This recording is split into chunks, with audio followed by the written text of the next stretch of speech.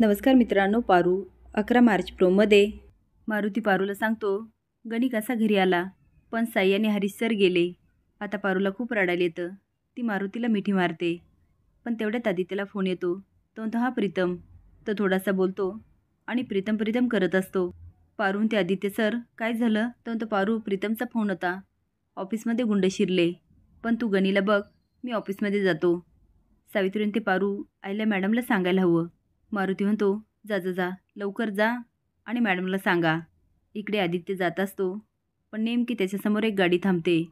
आता मागून एक गाडी येते आणि सारखा हॉर्न वाजवत असते. सावित्री आणि पारू येतात, पण घरामध्ये प्रीतम हजर असतो. त्याला बघून पारू आणि सावित्रीच्या पायाखालची जमीनच सरकते. पारू म्हणते, सावित्री आत्या, प्रीतम सर तर इथं आहे. आईला म्हणते, पारू अगं कुठे होतीस तू आणि कशी आहेस? आणि आदित्य कुठे? प्रीतम म्हणतो, पारू तू ओके आहेस ना? आणि गणी कुठे? पारू म्हणते, प्रीतम सर आदित्य सर कुठे? तुम्ही फोन केला होता ना त्यांना? प्रीतम म्हणतो, मी फोन केला होता. पारू अगं हे काय बोलतेस? पारू म्हणते, होय प्रीतम सर, आदित्य सरांच्या फोनवर तुमचा फोन आला होता. तुम्ही त्यांना सांगितलं ना ऑफिसमध्ये गुंड शिरले? प्रीतम म्हणतो, ऑफिसमध्ये गुंड? आणि मी सांगितले नाही ग पारू, मी तर दादाला फोनही केला नाही. हे ऐकल्यानंतर सगळेच घाबरतात. पारू म्हणते, तुम्ही फोन केला नाही म्हणजे? दिव्याई आदित्य सरांचा जीव धोक्यात आहे.